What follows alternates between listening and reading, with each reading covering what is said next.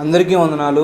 ఈరోజు వాక్యపట్నముగా ప్రకటన గ్రంథము 21వ అధ్యాయము 8వ వచనం చదువుకుందాం. ప్రకటన గ్రంథము 21వ అధ్యాయము 8వ వచనం. పిరికివారును, అవిశ్వాసులను, అసహ్యులను, నరహంతకులను, వ్యభిచారులను, మాంత్రికులను, విగ్రహారాధికులను, అబద్ధికులందరూ అగ్నిగంధములతో మండు గుండములో పాలు పొందుదురు. ఇది రెండవ మరణము. దేవుడి వాక్యాన్ని ఫలింపజేయనుగాక. అందరికీ వందనాలు. ప్రార్థన చేసుకుందాం. ప్రార్థన చేసుకుని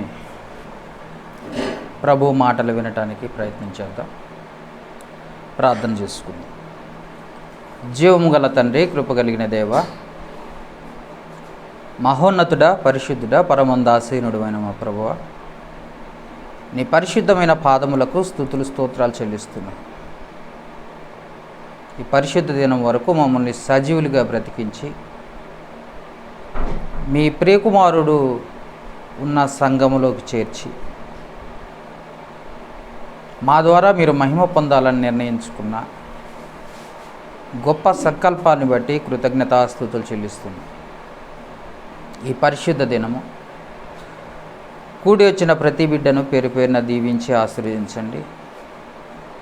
పాడిన ప్రతి పాట ద్వారా ఘనత, మహిమ, ప్రభావాలు పొందిన విధానమును బట్టి కృతజ్ఞతాస్తుతులు చెల్లిస్తున్నా.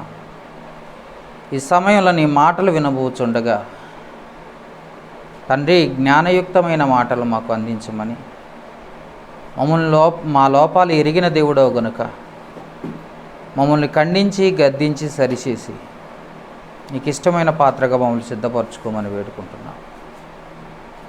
సమస్తమును ఎరిగిన వాడవు గనుక ఏ ఆత్మకి ఎలాంటి మాటలు అవసరమై ఉన్నావో మీరే మాట్లాడి నాకును, మాకును, అందరికీ కావలసిన ఆత్మీయమైన ఆహారంతో మమ్మల్ని తృప్తిపరచమని వేడుకుంటూ ఈ సమయాన్ని మీకే అప్పగిస్తూ మా ప్రభువును, రక్షకుడు క్రీస్తు యేసు నామమున అడిగి వేడుకొనుచున్నాము మా పరమ తండ్రి. ఆమేన్. కూడి వచ్చిన దేవుని పిల్లలైన మీ అందరికీ కూడా మన ప్రభువును, రక్షకుడైన యేసుక్రీస్తు అత్యున్నతమైన నామమును బట్టి మీ అందరికీ వందనాలు తెలియజేసుకుంటున్నాను. ఈ సమయాన్ని ఇచ్చిన దేవాది దేవునికి మొట్టమొదటిగా కృతజ్ఞతాస్తుతులు చెల్లిద్దాం. ఎందుకంటే ఈ లోకాన్ని విడిచిపెట్టి ఎందరో వెళ్ళిపోయారు, ఎందరో నిద్రావస్థలో ఉన్నారు, ఎందరో దేవునికి దూరస్తులుగా ఉన్నారు, ఇంకెందరో అనారోగ్యంతో ఉన్నారు. కానీ సజీవుడైన దేవుడు మన పక్షము నుండి మనకు ఆరోగ్యాన్ని కలగజేస్తూ, ఆయుష్నిస్తూ, తన కృపలో మనల్ని తన మహిమ కొరకు వాడుకుంటూ మనల్ని ఇంకా బలపరుస్తూ నడిపిస్తున్న దేవునికి మనందరము కూడా కృతజ్ఞతాస్తుతులు చెల్లించేవారిగా, మొదటి స్థానము దేవునికి ఇచ్చి ఘనపరిచేవారిగా ఉండడానికి ప్రయత్నించాలి. ఈరోజు ఒక మంచి అంశం మనం నేర్చుకోవటానికి, లేదా మంచి పాఠం నేర్చుకోవటానికి ప్రయత్నించాలి. అంశం పేరేంటంటే దేవునికి అసహ్యులు ఎవరు.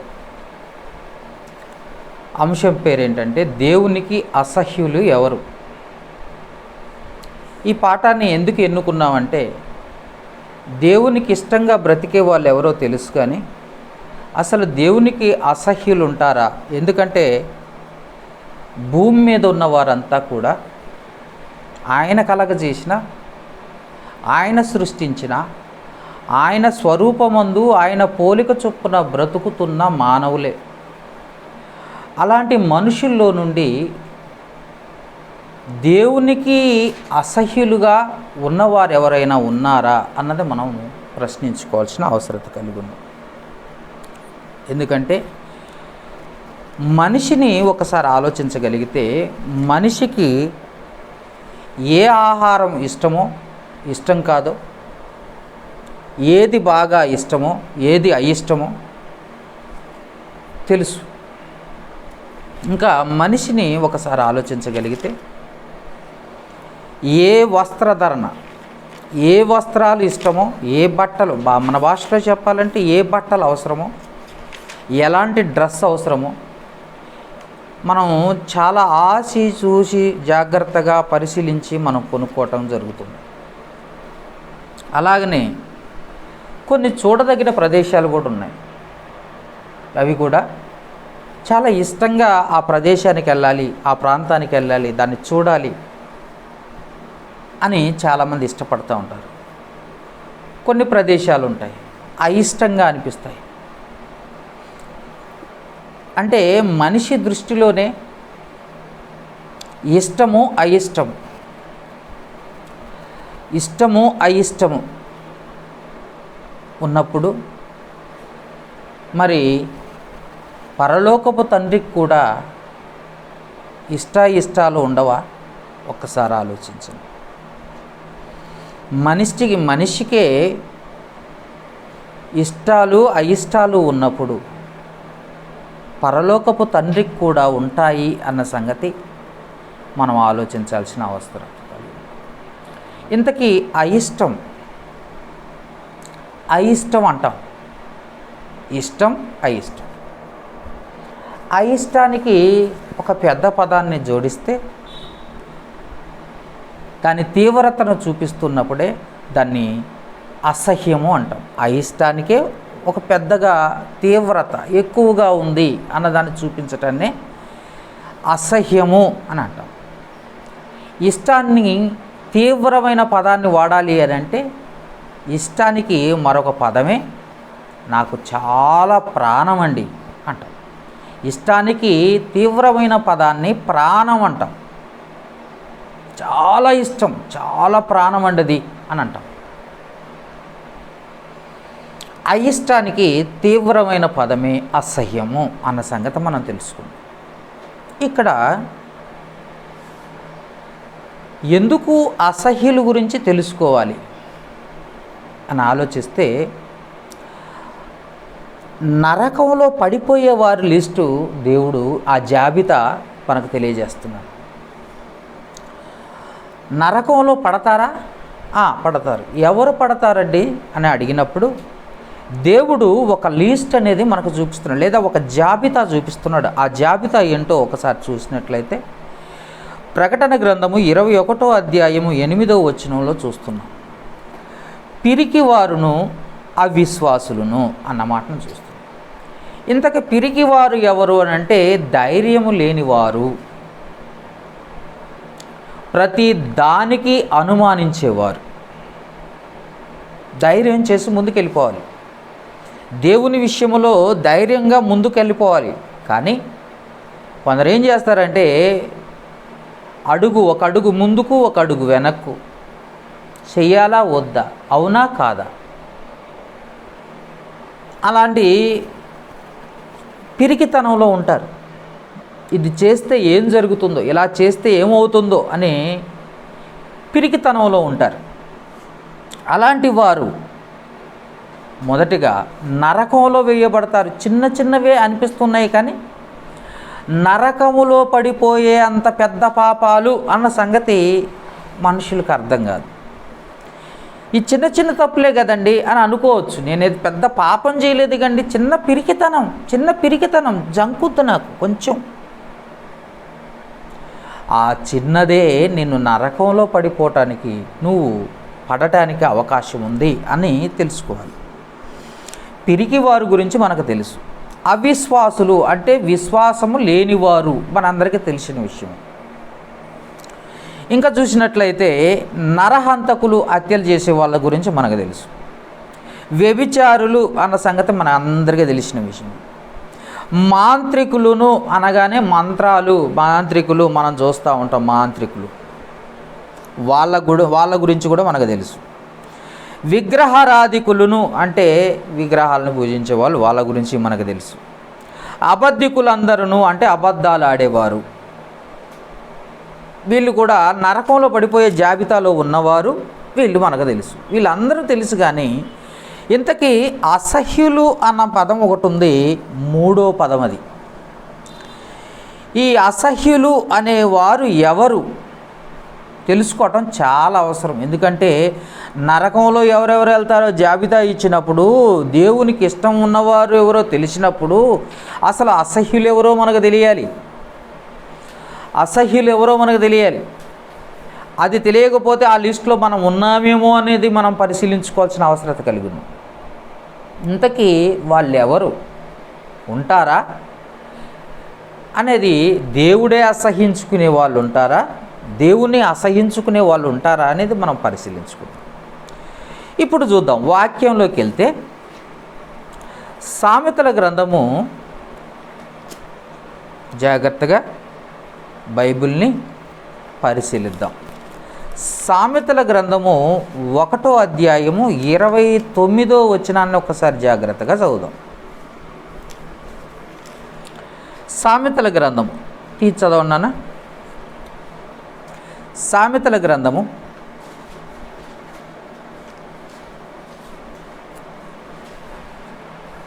1వ అధ్యాయము 29వ వచనం ఒకసారి జాగ్రత్తగా చూద్దాం. జ్ఞానము వారికి అసహ్యమాయను అన్న మాటను మనం చూస్తున్నాం. జాగ్రత్తగా ఆలోచించాలి. ఏంటి జ్ఞానము అసహ్యమైందా అంటే, జ్ఞానం అంటే ఎవరు అన్నది కొంచెం పరిశీలించాలి. జ్ఞానము అనగానే మనకు అర్థం అవ్వాల్సింది ఎవరు అని అంటే యేసుక్రీస్తు అన్నమాట. కొరింథీయులకు రాసిన మొదటి పత్రిక 1వ అధ్యాయము 24వ వచన భాగంలో ఉంటుందన్నమాట. ఒకసారి చదువుదాం ఆ మాట, ఒకసారి వెళ్దాం రండి. జ్ఞానం అంటే ఎవరు అన్నది ఒకసారి పరిశీలిస్తే జాగ్రత్తగా ఒకసారి చూద్దాం మాట. కొరింథీయులకు రాసిన మొదటి పత్రిక 1వ అధ్యాయం 24వ వచనం. ఆయన యూదులకు ఆటంకముగాను అన్యజనులకు వెర్రితనముగాను ఉన్నాడు. కానీ యూదులకేమి గ్రీసు దేశస్థులకేమి పిలువబడిన వారికి క్రీస్తు దేవుని శక్తియు, క్రీస్తు దేవుని శక్తియు దేవుని జ్ఞానమై ఉన్నాడు అన్న మాటను చూస్తున్నాం. అంటే జ్ఞానము అనగానే ఎవరు అని మనం ప్రశ్నించగలిగితే, జ్ఞానము అనగానే యేసుక్రీస్తే అన్న సంగతి మనకు అర్థమవుతుంది. ఇంతకీ యేసుక్రీస్తుని అసహించుకోవటమా అన్నది మనం ఆలోచించగలిగితే ఇంకొక మాట కూడా ఉంది. ప్రకటన గ్రంథము 19వ అధ్యాయం 13వ వచనం చూడండి. ప్రకటన గ్రంథము 19వ అధ్యాయము 13వ వచనం. రక్తములో ముంచబడిన వస్త్రము ఆయన ధరించుకొని ఉండెను, మరియు దేవుని వాక్యము అను నామము ఆయనకి పెట్టబడెను అన్నమాటను చూస్తున్నాం. జ్ఞానం అంటే యేసుక్రీస్తు, జ్ఞానం అంటే వాక్యం. బాగా ఆలోచించండి. జ్ఞానం అంటే యేసుక్రీస్తు, జ్ఞానం అంటేనే వాక్యం. యేసుక్రీస్తుకి జ్ఞానం అన్న పేరుంది, యేసుక్రీస్తుకు వాక్యం అన్న పేరుంది. ఇంతకు జ్ఞానం అంటే ఎవరు అంటే మనకు అర్థం కావాలి, బాగా అర్థం కావాలి. ఏంటి ఆ జ్ఞానం అంటే? వాక్యం. ఇప్పుడు చూడండి, జ్ఞానము అన్నది వాక్యమైతే వాక్యము వారికి అసహ్యమాయను అన్న మాటను రాస్తుంది. ఏమండి, ఒకసారి ఆలోచించగలిగితే వాక్యము అసహ్యమైందా? వాక్యాన్ని అసహించుకునేవారు కూడా ఉంటారా అని అంటే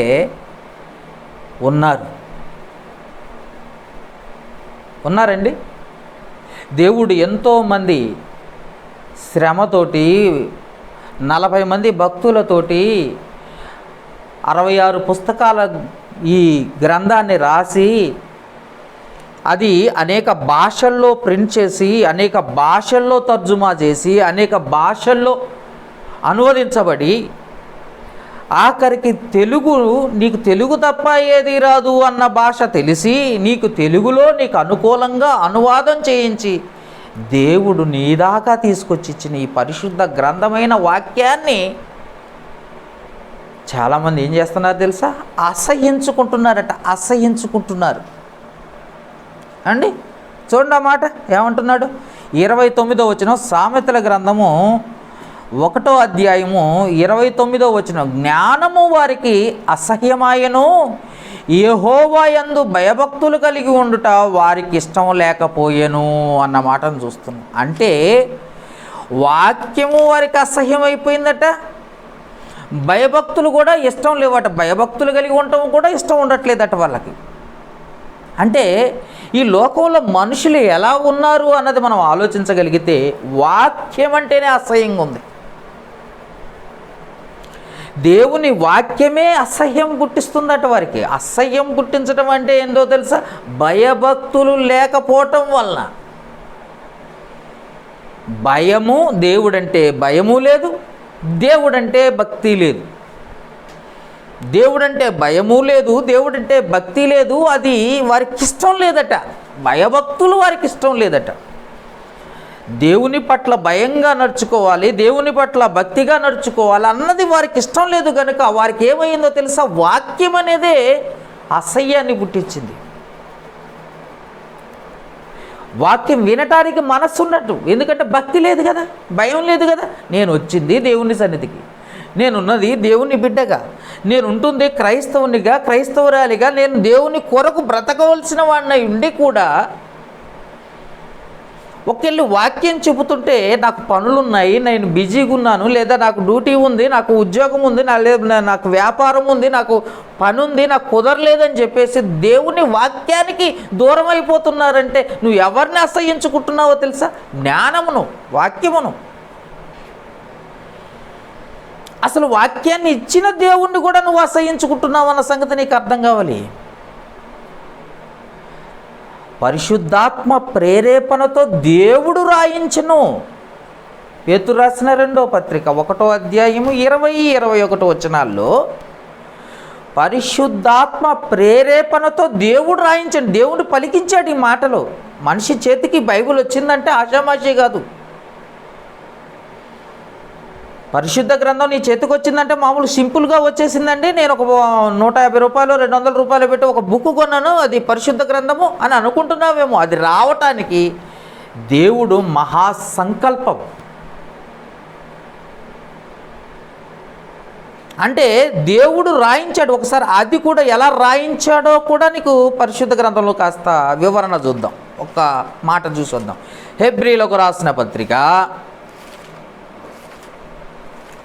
2వ అధ్యాయము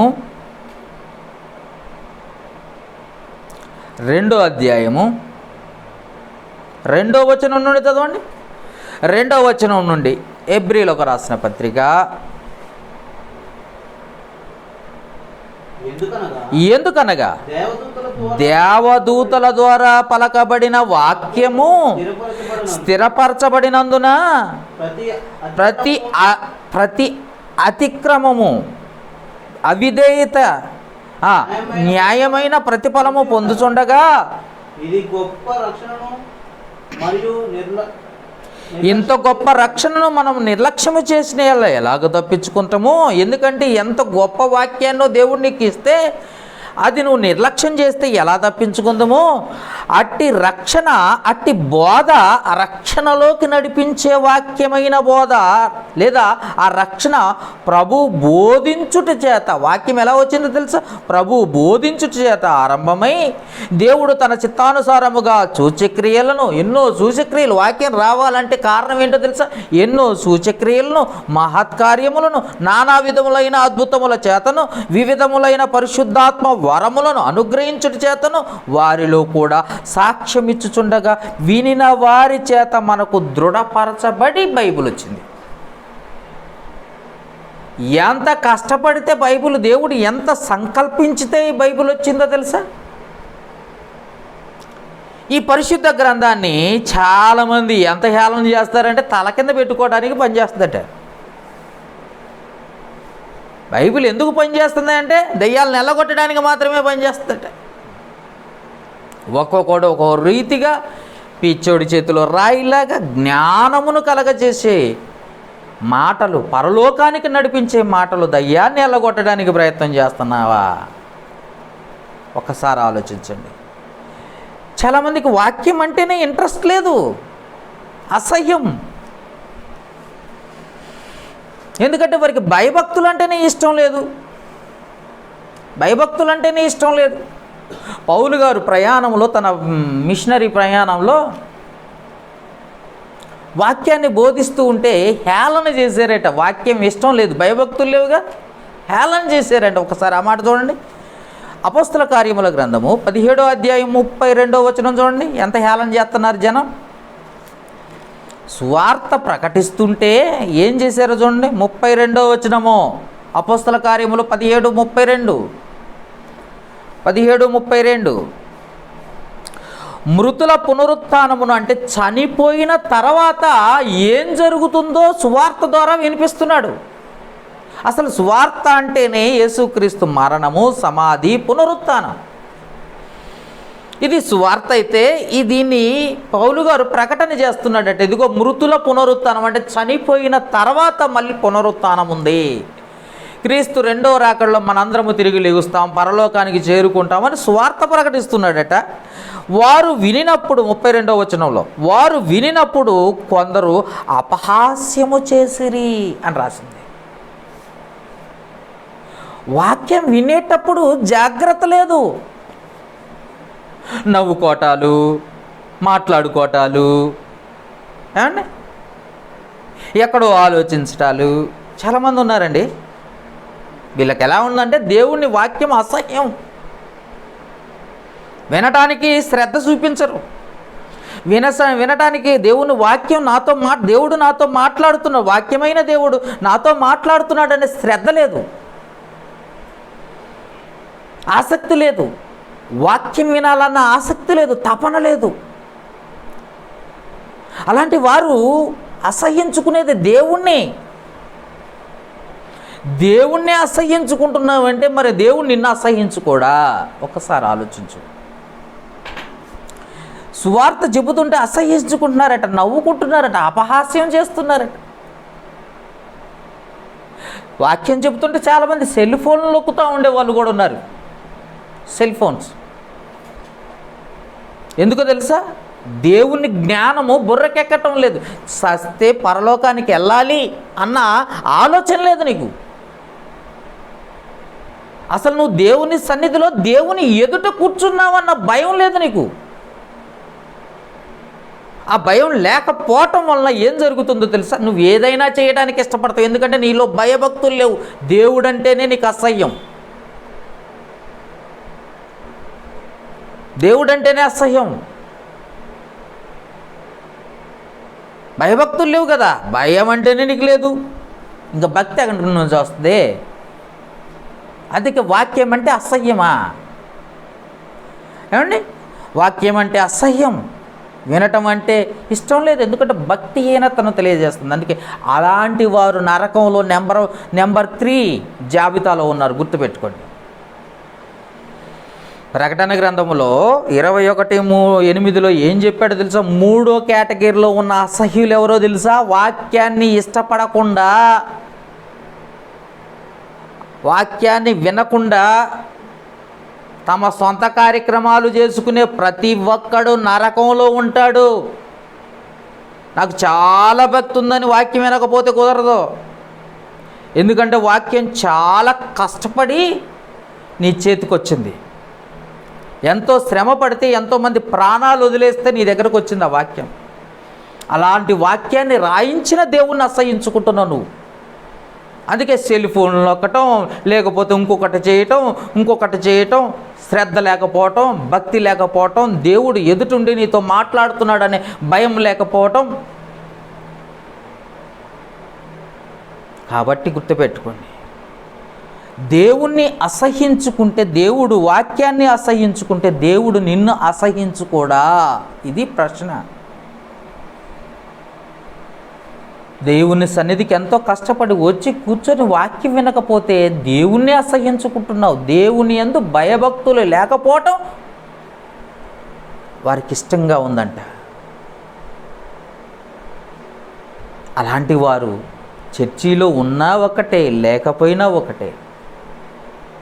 ఎందుకంటే దేవుణ్ణి అసహ్యించుకొని వాక్యాన్ని అసహ్యించుకునేవారు, వాక్యం చెప్పేటప్పుడే నిద్రపోయేవారు అసహ్యించుకున్నట్టే దేవుణ్ణి. దేవుణ్ణి అసహ్యం, ఎందుకంటే భయభక్తులు లేవు కనుక వాక్యం చెప్పేటప్పుడే నిద్రిస్తుంటారు, నిద్రపోతూ ఉంటారు అన్నమాట. ఎప్పుడు రాని నిద్ర అప్పుడు వస్తుంటుంది, ఎప్పుడు రాని కునుకుపాటు అప్పుడు వస్తుంది. ఎందుకో తెలుసా? సజీవుడైన దేవుణ్ణి వాక్యాన్ని అసహ్యించుకుంటున్నారు. అలాంటి వారు దేవుని సంఘానికి వచ్చినా రాకపోయినా ఒక్కటే అని దేవుడు ముందే చెప్తున్నాడు. ఆ లిస్టులో ఉన్నవయ్యా నువ్వు అంటున్నాడు. ఏ లిస్టు అయ్యా? నరకం అనే లిస్టు, రెండో మరణం అనే లిస్టు. ఆ లిస్టులో ఎవరున్నారో తెలుసా? అసహ్యులు ఉన్నారు. అసహ్యులు అంటే ఎవరయ్యా? ఇదిగో వాక్యాన్ని అసహ్యించుకునేవారు, వాక్యాన్ని వినకుండా నిర్లక్ష్యం చేసేవారు, సత్యాన్ని బోధిస్తుండగా, కష్టపడి బోధిస్తుండగా నిర్లక్ష్యం చేసేవారు లిస్టులో ఉన్నారు. జాగ్రత్త అంటున్నాడు. ఎప్పుడైనా నీకు వాక్యం నీ దగ్గరకు వచ్చినప్పుడు నువ్వు శ్రద్ధ కలిగి వినాలే తప్ప దాన్ని దూరం చేసుకోవటానికో, నీ పనులు ఉన్నాయని పక్కకు నెట్టేసడానికో ప్రయత్నం చేస్తే ముందు అసహ్యుల జాబితాలో నువ్వు ఉన్నావు. అసహ్యుల జాబితాలో నువ్వు ఉన్నావు. వినే దేవుడి మాట అంటే దేవుని మాట. నువ్వు ఎక్కడ ఉండాలి? దేవుని మాట. ఎవరు చెప్పారు? అక్కడ ఉత్తమమైన దాన్ని వెతుక్కున్నది ఎవరు? మరియా. చాలాసార్లు విన్నావు కదా, ఆ ఉత్తమమైన దాన్ని వెతుక్కున్నది మరియా అని చెప్పాడు కదా యేసు ప్రభు. ఆ ఉత్తమమైనది ఏంటో తెలుసా? వాక్యం.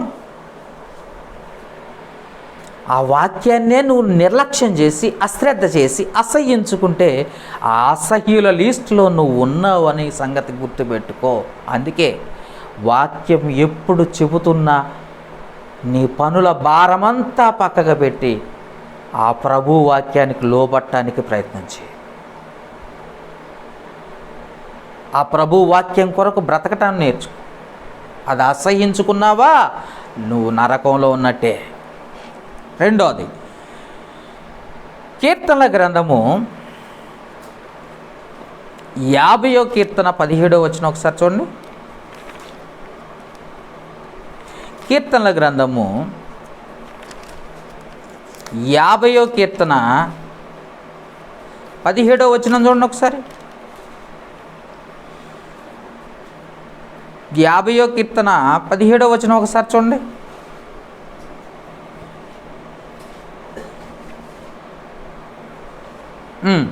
దొరికిందా? కీర్తన గ్రంథము 50వ కీర్తన 50వ అధ్యాయము. మన భాషలో చెప్పాలంటే దిద్దుబాటు నీకు అసహ్యము కదా. ఏంటట?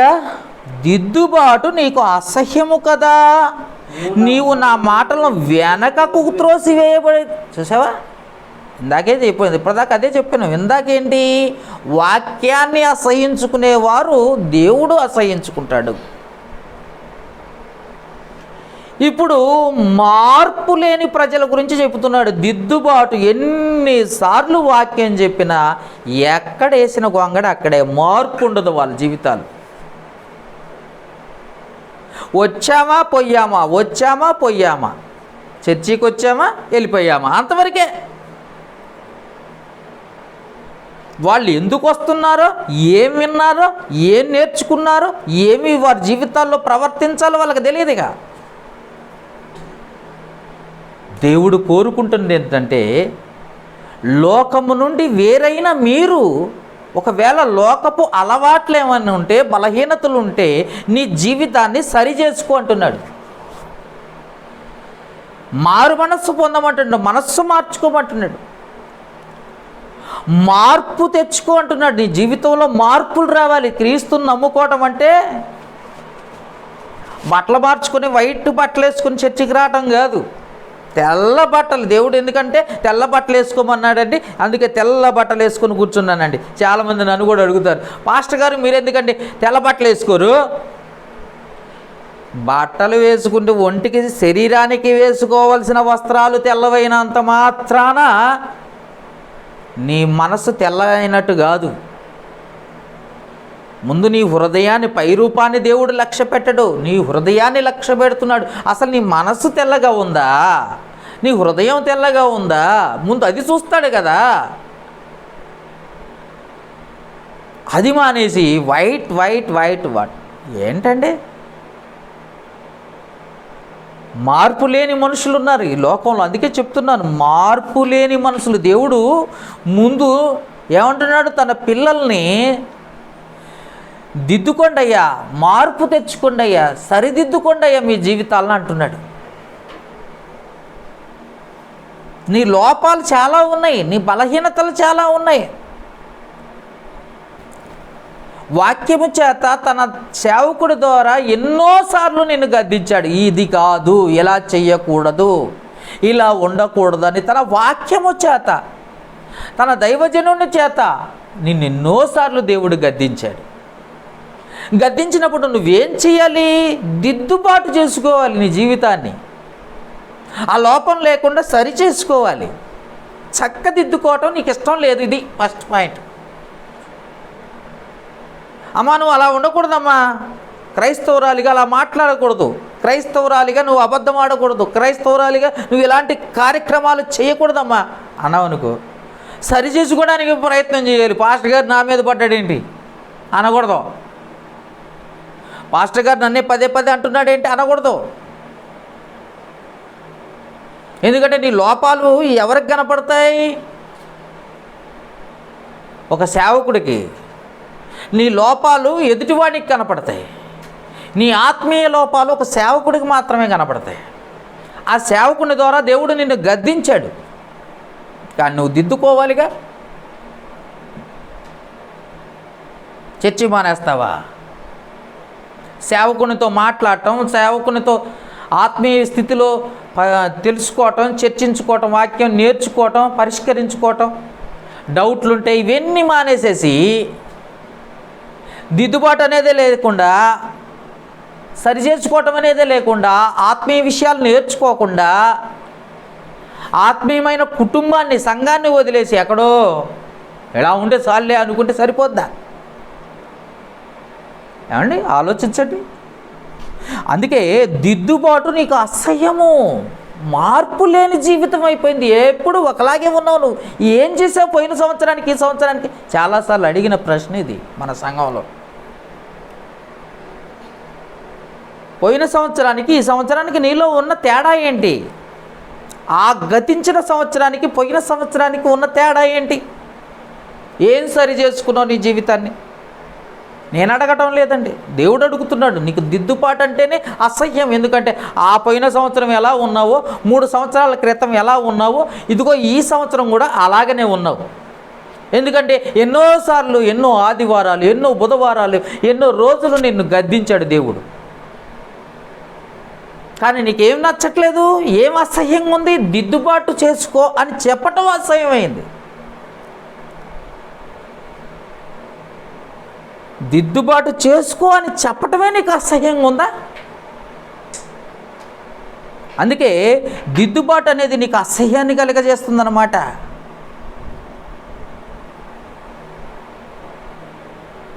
చిన్న ఉదాహరణ చెప్పాలి.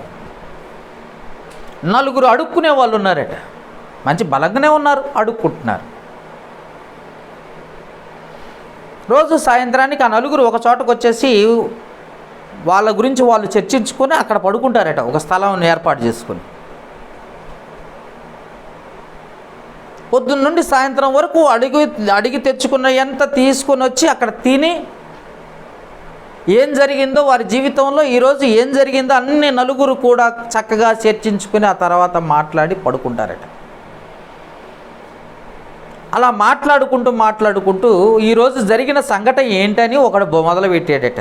ఏం జరిగిందంటే ఎన్నో అవమానాలండి. నేను అడుక్కోవడానికి వెళ్ళానా, భిక్షాటన చేయడానికి వెళ్ళానా, చాలామంది నన్ను అవమానించారు, చాలామంది హేళనగా మాట్లాడారు. ఈ బ్రతుకు, ఈ భిక్షాటన చేయటం కంటే శుభ్రంగా రేపొద్దున ఏదైనా ఒక మంచి పనిని చేసుకుని బ్రతకటం మంచిది అని ఒకటి చెబితే, ఇంకొకటి కూడా అలాగనే అన్నాడు. నాకు కూడా చాలా అవమానాలు ఎదురయ్యాయి. కాబట్టి నేను కూడా ఈ బ్రతకటం కంటే రేపొద్దున ఏదో ఒక మంచి పనిని, ఒక పనిని నిర్ణయించుకొని ఆ పని చేసుకుని బ్రతకటం మంచిది. 4 అలాగే మాట్లాడుకున్నారట. ఆ రాత్రి అలా అనుకుని హాయిగా నిద్రపోయారట. పొద్దున్న లేగానే ఎవడు బొచ్చా వాడు పట్టుకున్నాడట, ఎవరి దారిన వాడు పోయాడట. మళ్ళీ సాయంత్రానికి వచ్చేసరికి మళ్ళీ అదే డిస్కర్షణ. ఇవాళ చాలా అవమానాలు ఎదురయ్యాయి. చాలామంది హేళన చేశారు, చాలామంది గేలి చేశారు. ఈ బ్రతుకొద్దు అని అనుకున్నారట, మళ్ళీ పడుకున్నారు. పొద్దున్న లేగానే ఎవడు బొచ్చవాడు పట్టుకున్నాడట, మళ్ళీ ఎవడు దిక్కున వాడు వెళ్ళిపోయారట. అంటే వీళ్ళ దిక్కు ఏంటి? మార్పు లేని జీవితం. వారు ఏదైతే అనుకుంటున్నారో అది చేయలేరు. దేవుడు నీ నుండి ఏది కోరుకుంటున్నాడో అది లేదు నీ జీవితంలో. దేవుడు నీ నుండి ఏం ఆశిస్తున్నాడో అది నీ నుండి రావటం లేదు. ఎందుకనంటే అసలు నీకు దిద్దుబాటు అంటేనే అసహ్యంగా ఉంది. చదవండి అన్నమాట. దిద్దుబాటు నీకు అసహ్యము కదా, నీవు నా మాటలను వెనకకు త్రోసివేసేదవు. ఎంత చెప్పినా లెక్క లేకుండా పక్కగా నెట్టేస్తున్నావు. ఎన్నిసార్లు చెప్పినా నువ్వు అదే పక్కగా నెట్టేస్తున్నావు. దేవుని మాటలు అంటేనే దిద్దుబాటు చేసుకోమని చెప్తుంటే, సరి చేసుకోమంటుంటే, నీ జీవితాన్ని చక్కదిద్దుకోమంటుంటే, దిద్దుబాటు చేసుకోవటం వల్ల నీ తప్పులు తక్కువైతాయి. నీ తప్పులు తక్కువ చేసుకోవచ్చు, మంచి ఎక్కువ చేసుకోవచ్చు దేవుని పట్ల. ఎందుకనంటే దిద్దుబాటు లేకపోతే తప్పులు ఎక్కువగా కనపడతాయి, మంచి తక్కువగా కనపడుతుంది. దిద్దుబాటు ఉంటే తప్పులు తక్కువ అవుతాయి, మంచి ఎక్కువ కనపడుతుంది. ఎందుకంటే చేసిన ప్రతి తప్పు నువ్వు సరి చేసుకుంటున్నావు గనక, దిద్దుకుంటున్నావు గనక, సరి చేసుకుంటున్నావు గనక. అంటే దిద్దుబాటు అంటేనే నీకు అసహ్యము, దేవుని మాటలు ప్రక్కకు నెట్టేస్తావు. ఇలాంటి వారు ఉన్నారా అంటే, ఇదిగో దిద్దుబాటు అసహించుకునే వాళ్ళు ఉన్నారు. జీవితాలని సరి చేసుకోండి అయ్యా, మార్పు తెచ్చుకోండి అయ్యా. ఒక మాట చూసొద్దాం రండి. యెహెజ్కేలు గ్రంథము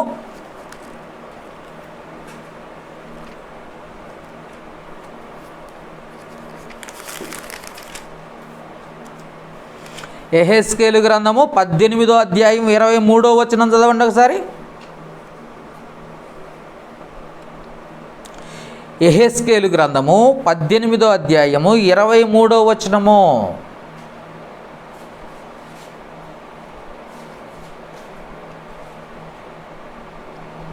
యెహెజ్కేలు గ్రంథము 18వ అధ్యాయం 23వ వచనం. దుష్టులు మరణము నొందుట నాకేమాత్రమైన సంతోషము కలుగునా? వారు తమ ప్రవర్తనను దిద్దుకొని బ్రతుకుటయే నాకు సంతోషం. ఇదే ప్రభువగు యెహోవా వాక్కు. దిద్దుకుంటేనే దేవుడు సంతోషిస్తాడు. దిద్దుకోమని చెబితే అసహ్యించుకుంటున్నావా దేవుణ్ణి? అసహ్యులు ఎవరు? వాక్యాన్ని అసహ్యించుకునేవారు ఒకళ్ళైతే, అమ్మా సరి చేసుకో నీ జీవితాన్ని, అయ్యా సరి చేసుకో నీ జీవితాన్ని అని దేవుడు చెబుతున్నా సరి చేసుకోండి. ఎక్కడేసిన గొంగడి అక్కడే ఉంటుంది చూడు. మార్పు లేని జీవితాలు ఉంటాయి చూడండి. చర్చికి వస్తారు కొంతమంది, వీళ్ళే అసహ్యులు, నరకానికి వెళ్ళే గ్రూప్ లిస్ట్లో ఉన్నారు వీళ్ళు. ఆ లిస్ట్లో నువ్వు ఉన్నావేమో ఒకసారి చూడు. ఎందుకంటే ఏ మార్పు నీలో కనపడటం లేదు. దేవుని నమ్ముకున్నావు కానీ, చర్చికి వస్తున్నావు కానీ ఏ మార్పు కనపడటం లేదు. వాక్యం అంటేనే అసహ్యించుకుంటున్నావు. అప్పుడు కూడా దేవుడు అంటే నీకు ఇష్టం లేదు. వాళ్ళొక బ్యాచ్ అయితే దిద్దుబాటు చేసుకోమని చెబుతున్నా నిర్లక్ష్యం చేసేవాళ్ళు ఒక బ్యాచ్. అసహ్యులు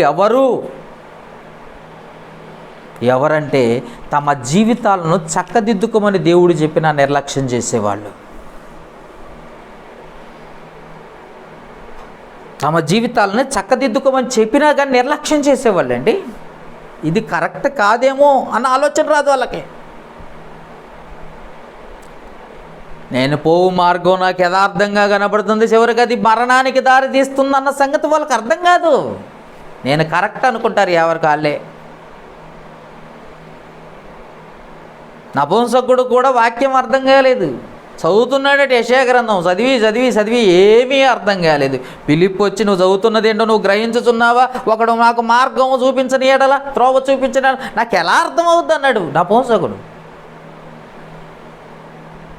అయితే రథం ఆపు, నేను తెలియజేస్తానన్నాడు. రథం ఆపిన ఎమ్మటనే పిలిపి ఎక్కి నువ్వు చదువుతున్నది ఎవరి కోసం కాదు, యేసుక్రీస్తు ఆ మౌనంగా ఉన్న గొర్రె పిల్ల అని సువార్త ప్రకటించాడట.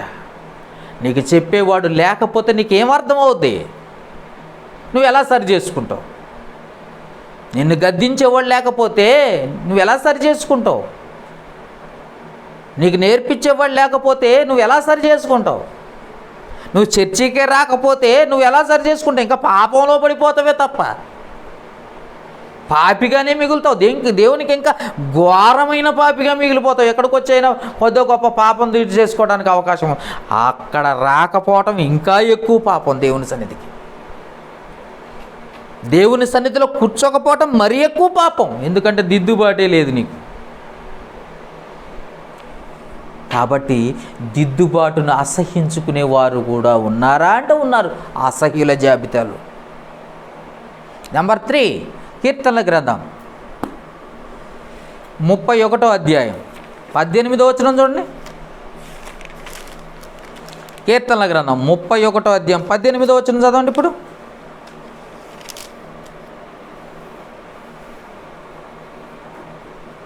కీర్తనల గ్రంథం 31వ అధ్యాయము 18వ వచనం. అబద్ధికుల పెదవులు మోయబడునుగాక,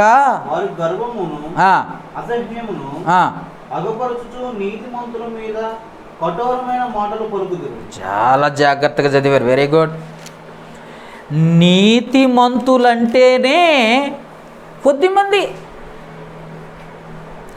నిజాయితీగా యథార్థంగా బ్రతికే వాళ్ళే కొద్దిమంది. ఆ కొద్దిమంది మీదట అబద్ధికులు కఠోరమైన మాటలు చెప్తారట.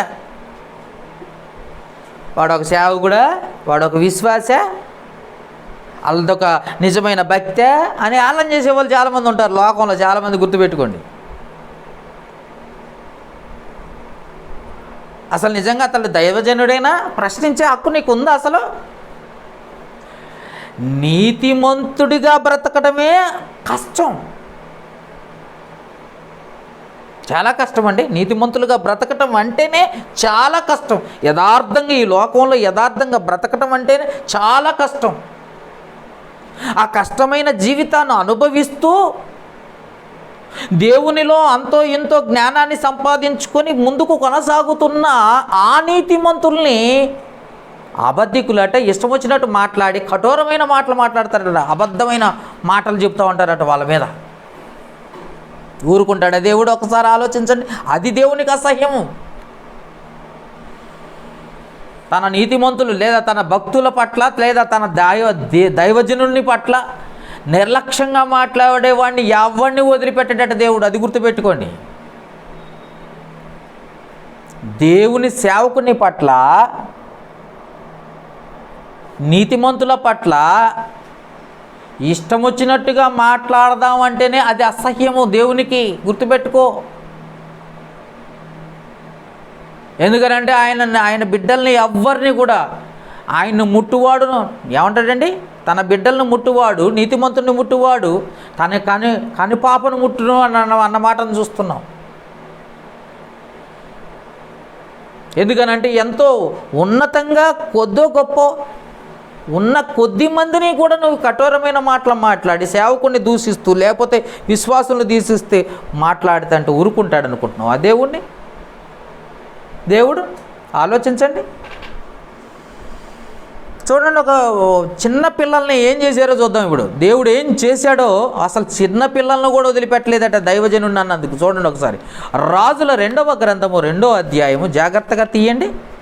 చిన్న పిల్లలండి, వాళ్ళకి తెలుసో తెలియకో అన్నామండి అని అంటారు దుర్మార్గులైన మనుషులు, కానీ దేవుడు వాళ్ళను కూడా వదిలిపెట్టలేదట. చూద్దాం ఇప్పుడు, రాజుల 2వ గ్రంథము 2వ అధ్యాయం 23-24 వచనాలు చదవండి. 23-24 వచనాలు, రాజుల 2వ గ్రంథం, పేజీ నెంబరు 307. Old testament. రాజుల 2వ గ్రంథం 2వ అధ్యాయం 23, 24 వచనాలు. అక్కడ నుండి అతడు బెతేలునకు ఎక్కి వెళ్ళెను. అతడు త్రోవను పోచుండగా బాలురు పట్టణంలో నుండి వచ్చి, ఎలీషా గారి గురించి ఇక్కడ రాయబడిన మాటను మనం చూస్తున్నాం. ఆయన పాపం ఎండాకాలం అని గుండు కొట్టించుకున్నాడట. జాగ్రత్తగా ఆలోచించండి. గుండు కొట్టించుకొని దైవజనుడు అయిన ప్రవక్త, దేవుని ప్రవక్త. నువ్వు మనిషి అనుకుంటున్నావేమో, జాగ్రత్త. దేవుడే ఏర్పాటు చేసుకుని, దేవుని తన కొరకు, తన సేవ కొరకు, తన పరిచర్య నిమిత్తం ఏర్పాటు చేసుకున్న దైవజనుడు. నువ్వు ఆశామాషి వ్యవహారాలు చేస్తే కుదరదాడా. నేను అసహించుకునేది ఎందుకో తెలుసా? ఆ కొద్ది మంది, ఆ యథార్థంగా బ్రతికే వారిలో, దైవజనుల్లో ఆ కొద్ది మందిలో ఈయనొకడు అనుకోండి. నీ సేవకుడు అనుకో. నీ ఇష్టం వచ్చినట్టు మాట్లాడడానికి నువ్వు విశ్వాసమై ఉండొచ్చు. నీ ఇష్టం వచ్చినట్టు మాట్లాడడానికి కుదరదు దైవజనుడి దగ్గర. ఎలీషా గారు చూడండి ఏమంటున్నాడు. అతడు అక్కడి నుండి బేతేలునకు ఎక్కి వెళ్ళెను. అతడు త్రోవన పోవుచుండగా బాలురు పట్టణము నుండి వచ్చి, బోడివాడ ఎక్కిపోమని అపహాస్యము చేస్తున్నారట. ఒక దైవజనుని అపహాస్యం చేస్తున్నాడట. ఎవరు? పిల్లలే. ఏం భక్తిలో పెంచారండి తల్లిదండ్రులు, ఏం భక్తిలో పెంచారు. ఒకప్పుడు సొదొమ గొమొర పట్టణంలో ఉన్న బాలురు మొదలుకొని అందరూ కూడా వ్యభిచారం కొరకు ఇష్టపడ్డవారట. ఈరోజు ఎలా ఉన్నారో తెలుసా? బాలురు ఏమంటున్నారో తెలుసా? దైవజనుని దూషించే స్థాయికి వచ్చేసారు. నేర్పిస్తున్నారు. ఇప్పుడు లోకంలో అదే జరుగుతుందండి. కొన్ని సంఘాలు ఏర్పడ్డాయి ఇప్పుడు క్రైస్తవుల మీద దాడులు చేయడానికి. వాళ్ళ పిల్లలకు నేర్పిస్తున్నారు విద్య ఇదే. ఆ పిల్లల జాబితాలో ఈరోజు సేవకుల లేదా విశ్వాసుల బిడ్డలు కూడా అలాగనే దూషించే స్థాయికి వచ్చేసారు. ఇష్టమైనప్పుడు సంతోషంగా మాట్లాడతారు, మంచి వాక్యం చెప్పినప్పుడు సంతోషంగా, వాళ్ళకు అనుకూలంగా ఉన్నప్పుడు మంచి మాటలు మాట్లాడారు. ఒకవేళ వాడిని గద్దించితే మాత్రం హేళన చేస్తూ ఉంటారు సేవకుడిని. బోడివాడ ఎక్కుపో అని హేళన చేస్తున్నారట ఎలీషా గారిని. అసలు ఉన్న దైవజనుల్లోనే కొద్దిమంది, యథార్థంగా బ్రతకటంలోనే కొద్దిమంది బ్రతుకుతారు. అందరూ పాపం చేసిపోతుంటే ఆ కొద్ది మందిలో యథార్థంగా బ్రతికే వారిని కూడా కాపాడుకోలేడు అనుకుంటున్నారు దేవుడు. చూడండి దేవుడు ఎలాంటి పనిష్మెంట్ ఇచ్చాడో చూద్దాం. బోడివాడ ఎక్కిపోమని అపహాస్యం చేయగా 24వ వచనం, అతడు వెనుకకు తిరిగి వారిని చూసి యెహోవా నామమును బట్టి వారిని శపించెను. అప్పుడు 2 ఆడ ఎలుగుబంట్లు అడవిలో నుండి వచ్చి వారిలో 40, ఎంతమంది? 42 బాలురను చీల్చివేసెను. 42 మంది చచ్చిపోయారట ఒక్క దెబ్బకే. పిల్లలే, పెద్దలు కాదు. అమ్మో పిల్లలు పొరపాటు జరిగింది. పొరపాటు నువ్వు ఎవరి దగ్గరైనా మాట్లాడు, దైవజనుని దగ్గర కాదు, దేవుని సేవకుని దగ్గర కాదు. వేలనగా మాట్లాడేది ఎవరినో తెలుసా? దైవజనుణ్ణి అయితే నువ్వు చచ్చిపోతావు, జాగ్రత్త, నీకు పనిష్మెంట్ తప్పదు. దేవుడు నిన్ను అసహించుకునే మొదటి స్థానంలో ఎవరున్నారు తెలుసా? ఇదిగో దైవజనుల్ని అసహించుకునే వాళ్ళు. దేవుడు అసహించుకునే స్థానం అది. ఎంతో కష్టపడి ఉన్నతంగా దేవుని మార్గం, తన మార్గంలో నడిపించే పిల్లల్ని, దైవజనుల్ని నువ్వు హేళన చేస్తావా? నీ జీవితం ఎంత అని ఒక్కసారి వెనక్కి తిరిగి చూసేసరికి, శపించేసరికి 42 మంది బాలురు చచ్చిపోయారట. ఒక్క దైవజనుడి కోసం 42 మందిని లేపేశాడా? లేపేశాడు. మరి ఏం చేద్దాం? మరి నువ్వు కూడా మాట్లాడుతున్నావా సేవకుడి మీద? హేళనగా మాట్లాడే వాళ్ళు ఎక్కువైపోయారు. వాళ్ళే నరకం పోయే లిస్ట్, నరకానికి పోయే లిస్ట్లో ఉన్నారు వాళ్ళు. జాగ్రత్తగా ఆలోచిస్తే చాలామందికి అర్థం కావట్లే. ఎంతో కష్టపడి దేవుని సేవలో నడుస్తున్న సేవకులు ఉన్నారండి. మోసేవాడికే కావిడి బరువు తెలుసు, ఒడ్డు మీద ఉన్నోడికి ఏం తెలుసు, బయట ఉన్నోడికి ఏం తెలుసు, బరువు మోయినోడికి ఏం తెలుసు. స్వార్థ భారము, బాధ్యత ఎంత కష్టంతో కూడింది, ఎంత ఆర్థిక స్థితిలో ఇబ్బందుల్లో ఎదుర్కోవాల్సి వస్తుంది. నువ్వు ఎంతసేపటికి టైం, ఆదివారం వచ్చిందా వాక్యం విన్నావా వెళ్ళిపోయావా, చర్చికి వచ్చావా వాక్యం విన్నావా వెళ్ళిపోయావా. మరి స్వార్థికుని స్థితి ఏంటి? నీలా బ్రతకటం లేదు స్వార్థికులు, నీలా బ్రతకటం లేదు సేవకులు. కఠినంగా బ్రతకాలి, ఎందుకంటే కఠినమైన తీర్పు బోధకులకు ఉంది కనుక. అలాంటి సేవకులను హేళన చేస్తుంటే, అపహాస్యం చేస్తుంటే, కఠినమైన మాటలు మాట్లాడుతుంటే దేవుడట చూస్తూ చూస్తూ ఊరుకుంటాడనుకునకు. అసహించుకునే స్థితిలోకి వెళ్ళిపోతున్నావు నువ్వు. దేవుడే నిన్ను అసహించుకునే స్థితిలోకి వెళ్ళిపోతున్నావు.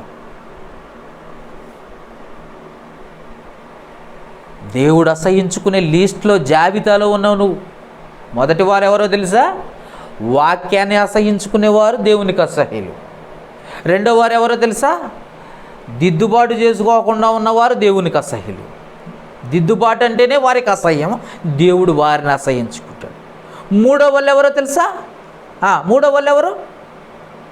నీతిమంతుల్ని దూషిస్తే, పరిశుద్ధులను దూషిస్తే, సేవకులను దూషిస్తే వాళ్ళు అసహ్యులు అవుతారు. వాళ్ళు కూడా నరకంలోకి వెళ్ళిపోతారు. వాళ్ళు కూడా నరకం అనే లిస్టులో ఉన్నారు. వాళ్ళు జాగ్రత్త, ముందు లిస్టులో వాళ్ళే ఉన్నారు. మూడో లిస్ట్ అండి, మొదటి వారు పిరికి వాళ్ళు, మూడో లిస్టులో ఉన్నారు వాళ్ళు. జాగ్రత్త అండి. అందుకే జాగ్రత్తగా ఆలోచించండి. మాట్లాడేటప్పుడు, దైవజనుడి దగ్గర మాట్లాడేటప్పుడు ఆచితూచి మాట్లాడాలి. ఎందుకంటే దేవుడు వెంటనే క్యాచ్ చేసేది వాళ్ళ గురించి నువ్వు మాట్లాడే మాటలే. రైట్. యెషయా గ్రంథం 61వ అధ్యాయం 8వ వచనం చూడండి ఒకసారి. యెషయా గ్రంథం 61వ అధ్యాయం 8వ వచనం. 61వ అధ్యాయం 8వ వచనం.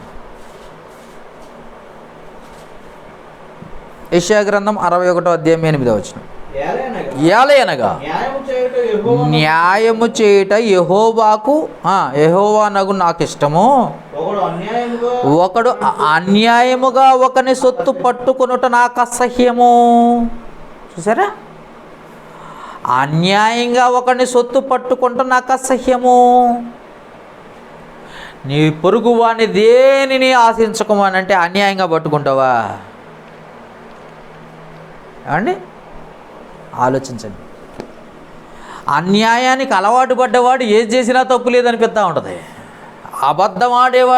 అబద్ధానికి అలవాటు పడ్డవాడు ఎన్ని అబద్ధాలైనా మాట్లాడతాడు. అలాగని అన్యాయానికి అలవాటు పడ్డవాడు ఏం చేసినా తప్పు లేదు, నేను న్యాయంగానే ఉన్నాను అనుకుంటాడు.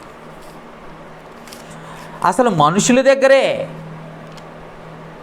అన్యాయంగా ఒకని సొత్తును ఆక్రమించుకుంటేనే ఆయనకు అసహ్యం పుట్టిస్తే, మరి దేవుని సొత్తుని దోచుకుంటే ఏమండి?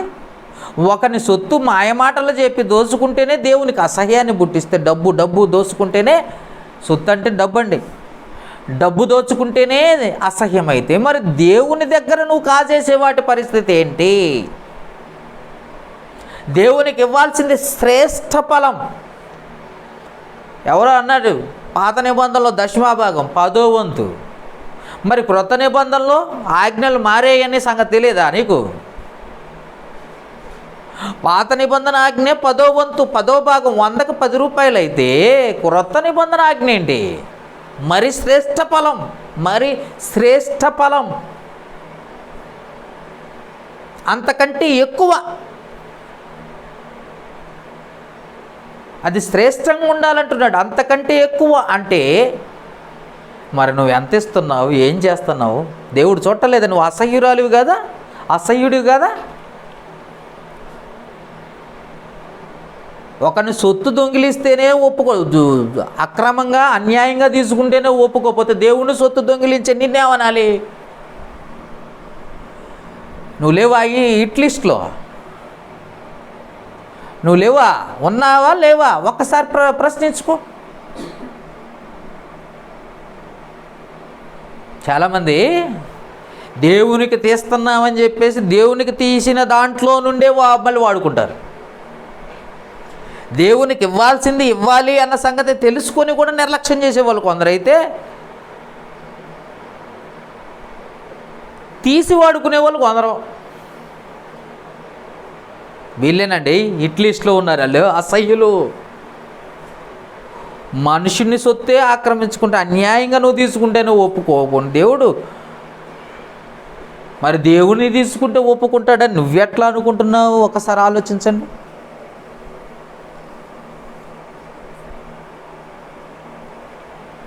అంటే దేవుడితో నీకు అవసరం లేదనుకుంటున్నావా? మనిషితోటే నీకు అవసరమైనప్పుడు దేవునితో ఎంత అవసరం ఉండాలి నీకు? అనుక్షణం అనుక్షణం ప్రతి క్షణం దేవుడు నీకు అవసరం. అలాంటి దేవుని సొత్తును దొంగిలించేవాడిగా ఉంటుంది ఆ యెహోవాకు అసహ్యం. జాగ్రత్త. దేవుని సొత్తు దొంగిలిస్తే అసహ్యం అండి, చాలా అసహ్యం. ఎందుకనంటే మనుషులు విడిచిపెడతారేమో కానీ నేను దేవుడు విడిచిపెట్టడు. ఎందుకంటే మనుషులను ఆశ్రయించట కంటే యెహోవాను ఆశ్రయించడం మేలు. రాజులను ఆశ్రయించట కంటే, అధికారులను ఆశ్రయించట కంటే యెహోవాను ఆశ్రయించడం మేలు. ఎందుకంటున్నారు తెలుసా? మనుషులు నిన్ను విడిచిపెడతారు, మనుషులు నిన్ను ముంచేస్తారు, మనుషులు నిన్ను మాయమాటల చేత లోబర్చుకుంటారు. కానీ దేవుడు అలా కాదండి. నిన్ను లేవనెత్తేవాడు, నిలబెట్టేవాడు, బలపరిచేవాడు, నడిపించేవాడు, అనుదినము నీకు ఆరోగ్యాన్ని ఇచ్చేవాడు, ఆయుష్ని ఇచ్చేవాడు, కాపాడేవాడు, ప్రతి ప్రమాదము నుండి ప్రతి ఆపద నుండి తప్పించేవాడు ఆయన కదా. ఆయన అవసరత ఎంత ఉండాలి చెప్పండి? ఆయన సొత్తే నువ్వు దొంగిలించేవాడిగా ఉన్నావా? మనుషులు దొంగిలిస్తున్నావా? లేకపోతే ఆయన సొత్తు కూడా దొంగిలించే పరిస్థితికి వచ్చేసేవా? ఏమండి? ఏమన్నాడు? యెషయా గ్రంథం 61:8. యెషయా గ్రంథం 61:8. ఏలయనగా న్యాయము చేయటి యెహోవానకు నాకు ఇష్టము. ఒకడు అన్యాయముగా ఒకని సొత్తు పట్టుకున్నట నాకు అసహ్యం. ఒకడి సొత్తు పట్టుకుంటేనే అసహ్యమైతే దేవుని సొత్తు పట్టుకుంటే ఇంకెంత అసహ్యించుకుంటాడో ఒక్కసారి ఆలోచించుకో. అసలు నీకు సహాయం చేసి నడిపించి ఒక నెల జీతం చక్కగా చేతుల నిండా తీసుకుంటున్నావంటే, ఒకరోజు కూలంతా నువ్వు చక్కగా చేతి నిండా తీసుకుంటున్నావంటే ఆయన నీకు బలాన్ని ఇచ్చాడు, శక్తిని ఇచ్చాడు, జ్ఞానాన్ని ఇచ్చాడు. ఆ శక్తినిచ్చిన దేవుణ్ణి మర్చిపోయావు నువ్వు అన్నట్టు. దేవుణ్ణి మర్చిపోయావు. ఏదో ఒక రోజు అవసరత ఎప్పుడు వస్తుందో తెలుసా? ఒకానొక దినం వస్తుందట. ఒకానొక దినము అప్పుడు నీకు ఎవ్వరు సహాయం చేయలేని స్థితి వస్తుంది. ఆ రోజు హాస్పిటల్ బంద్ చేసిన రోజు వస్తుంది. ఒకవేళ హాస్పిటల్ ఉన్న డాక్టర్లు కూడా నీకు సహాయం చేయలేని స్థితి వచ్చినప్పుడు అప్పుడు ఎవరు నీకు దిక్కు? ఎవరు నీకు దిక్కు? దేవుడు తప్ప. ఏ క్షణమైనా ఏ సమయమైనా ఎవరు ఉన్నా లేకపోయినా దేవుడు నీకు తండ్రిగా, కాపరిగా సహాయం చేస్తుంటే, దేవుని సొత్తు కూడా నువ్వు దొంగిలించేవాడిగా ఉంటే నువ్వు అసహ్యుడివి. అంటే నరకంలో పడే వారిలో నువ్వు కూడా ఉన్నావు అని అర్థం. నరకంలో పడే వారిలో నువ్వు కూడా ఉన్నావని అర్థం. చెప్తున్నా, అసహ్యులు ఎవరు అనగానే వాక్యాన్ని అసహ్యించుకునేవారు. రెండోది దిద్దుకోమని అంటే దిద్దుకోకుండా నీ ఇష్టం వచ్చినట్టుగా నేను ఎట్లా ఉంటే చాలు అనుకునే బ్రతికేవాళ్ళు అండి. మూడో వాళ్ళు ఎవరంటే దేవుని పట్ల, దేవుని బిడ్డల పట్ల, సేవకుని పట్ల కఠినమైన మాటలు మాట్లాడేవారు, ఇష్టం వచ్చినట్టు మాట్లాడేవారు. కఠినం అంటే అయ్యేనండి. దేవుడు నరకంలో నెట్టేసే వాళ్ళు ఎవరో లిస్టో చెప్తున్నాడు. ఇంకెవరైనా అన్యాయంగా ఒకని సొమ్మును దోచుకునేవారు. ఒకని సొమ్ము, మనిషి సొమ్ము దోచుకుంటేనే కోప్పడే దేవుడికి, దేవుని సొమ్ము దోచుకుంటే ఇంకెంత కోప్పడతాడు? లిస్ట్లో నువ్వే ఉన్నావు. అసహ్యులు ఎవరంటే వీళ్ళే. ఖచ్చితంగా, లేకపోతే ఖచ్చితంగా నేను నరకంలో వేస్తాడు. ఖచ్చితంగా వేస్తాడండి, మొహమాటం లేకుండా ఖచ్చితంగా వేస్తాడు. లిస్ట్లో నువ్వు ఉన్నావు, చదువుకో. ప్రతిసారి ఈ వాక్యం చదువుకోవాలట. నేను ఎక్కడున్నాను, ఏ లిస్టులో ఉన్నానని పరిశీలించుకోవాలి ప్రతిరోజు. పిరికివారును, అసహ్యులను, మాంత్రికులను, విగ్రహారాధికులను, వ్యభిచారులను, అబద్ధికులు, ఎందుట్లో ఎక్కడున్నా నేను అని ఎత్తుక్కోవాలట. ప్రతిరోజు గుర్తుపెట్టుకోవాలట ఈ వాక్యం. ఎందుకంటే నరకానికి పోయే వారి జాబితా ఇది. అందరికీ తెలియాలని స్పష్టంగా రాయించాడు దేవుడు. పరలోకానికి వెళ్ళే వాళ్ళు ఎవరు, నరకానికి వెళ్ళే వాళ్ళు ఎవరు అన్న లిస్టు చక్కగా ఆ జాబితా రాయించి దేవుడిచ్చాడు. పరలోకానికి వెళ్ళే లిస్టు మనందరికీ తెలిసిన విషయమే. కానీ నరకానికి వెళ్ళే లిస్టు తెలుసుకోకపోతే మరి చాలా ఇబ్బంది పడతాం. ఎందుకంటే అందుట్లో మన ముందుందనుకో, మనమే పడిపోయేవారిగా ఉన్నాం అనుకో, ఖచ్చితంగా నరకమే. చూద్దాం ఇంకెంతమంది ఉన్నారు. జకర్యా గ్రంథం 8వ అధ్యాయము 16వ వచనం. జకర్యా గ్రంథము 8వ అధ్యాయం 16వ వచనం తీయండి.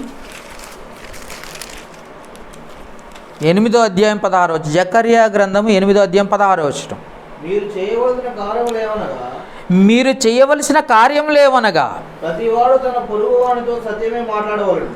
ప్రతివాడును తన పొరుగువానితో సత్యమే మాట్లాడవలెను. సత్యమును బట్టి సమాధానకరమైన న్యాయమును బట్టి మీ గుమ్మములో తీర్పు తీర్చవలెను. తన పొరుగువాని మీద ఎవడనో దుర్యోచన యోచింపకూడదు. అబద్ధ ప్రమాణము చేయని ఇష్టపడకూడదు.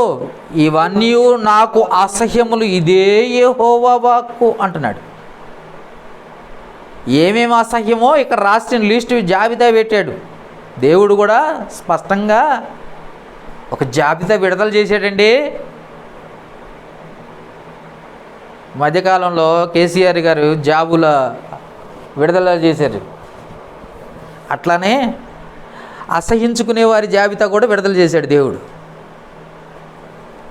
ఆలోచించండి, ఎవరెవరు ఇష్టం లేదో చాలా చక్కగా దేవుడు రాయించాడు. ఎవరెవరో చూడండి ఒకసారి. ప్రతివాడు తన పొరుగువాడిని మీతో సత్యం మాట్లాడాలి.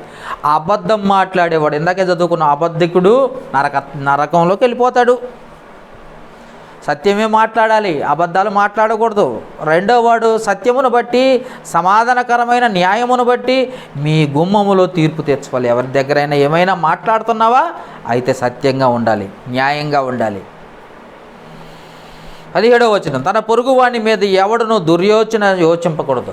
ఆలోచనలు కూడా రాకూడదు, దురాలోచనలు అస్సలు రాకూడదు పొరుగువాని పట్ల. వాడి క్రియలను బట్టి వాడికి ప్రతిఫలము పగ తీర్చువాడు ఆయనే. నువ్వు వాళ్ళ ఆలోచించాల్సిన అవసరం లేదు.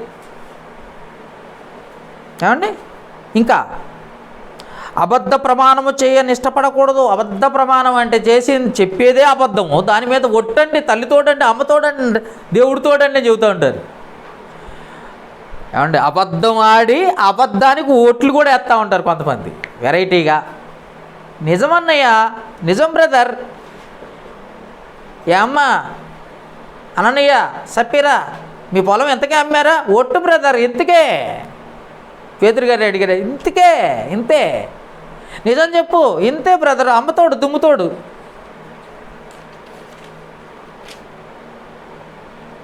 అసలు మాట్లాడేదే అబద్ధము, దానికి మళ్ళీ ఒట్లు ప్రమాణం అంటే ఒప్పించుకోవటం కొరకు, ఎదుటివాడిని ఏమంటే ఆ మాటకు లోపడేటట్లుగా చేయటం కొరకు. ఇలాంటి వాళ్ళే అసహ్యులు. యెహోవాకు అసహ్యులు ఎవరంటే లిస్ట్ పెట్టాడు. ఒకవేళ మనలో ఆ లోపాలు ఉంటే చక్కదిద్దుకోవాలి, సరి చేసుకోవాలి.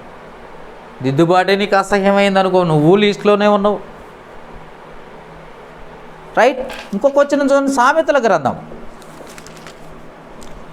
సామెతల గ్రంథం 6వ అధ్యాయము 16వ వచనం. సామెతల గ్రంథము 6వ అధ్యాయము 16వ వచనాన్ని నుండి చదువుకుందాం. 6వ అధ్యాయము 16వ వచనం నుండి చదువుకుందాం. సామెతల గ్రంథము 6వ అధ్యాయము 16వ వచనం నుండి చదువుకుంటూ పోదాం. యెహోవాకు అసహ్యములైనవి 6 గలవు. ఆయనకి ఏములు కూడా 7 ఉన్నాయి. అవేవనగా అహంకార దృష్టియు. ఫస్ట్ అహంకారం చూపుతోటి అహంకారాన్ని వ్యక్తం చేస్తూ ఉంటారు. గుడ్లు ఉరిమి చూస్తూ ఉంటారు. నువ్వెంతరా బచ్చా అన్నట్టు చూస్తూ ఉంటారు అన్నమాట. అహంకార దృష్టియు, కళ్ళల్లాడు నాలుక. కళ్ళల్లాడు అంటే ఎప్పుడు ఇటు మాట అటు మాట ఇటు చెప్పుడు, గొడవలు పెట్టే తంటాల మారి అంటారు చూసారు, వాళ్ళే వీళ్ళు.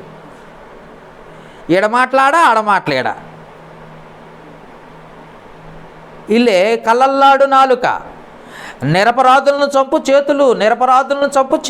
నిరపరాధైన అంటే నీతిమంతుల్ని చంపే చేతులా? చంపుతారా? చంపటం కాదండి, మాటలతో మాట్లాడితే చంపేసినట్టే. కత్తిపోట్లం అంటే మాటలగలవు. దుర్యోచనలను యోచించు హృదయము, చెడు ఆలోచనలు కలిగిన హృదయము. చదవండి. కీడు చేయుటకు త్వరపడు పరుగులెత్తు పాదములు. లేని వాటిని పలుకు అబద్ధ సాక్షి. లేని వాటిని ఉన్నట్టుగా చెప్పుకుంటా అంటారు. నేనంత అంత గొప్పడెవడు లేడు, గొప్పలు చెప్పుకొని పోతారే. డాంబికులు అంటారు మన భాషలో. గొప్పలు చెప్పుకున్నాయే. నాకు తిరిగే లేదండి, అది ఏముండదు, ఏదో చేసినట్టు గొప్పలు పలుకుతూ ఉంటారు. నా అంత హీరో లేడండి, నా అంత సేవకుడు లేడండి, నా అంత విశ్వాసి లేడండి మా సంఘంలో అనుకుంటా ఉంటారు. అలాంటి వాళ్ళట. లేని వాటిని పలుకు అబద్ధ సాక్షియు, అన్నదమ్ముల్లో జగడములు పుట్టించువాడును. అన్నదమ్ములకు జగడాలు పెట్టేవాళ్ళు ఉంటారు కొంతమంది.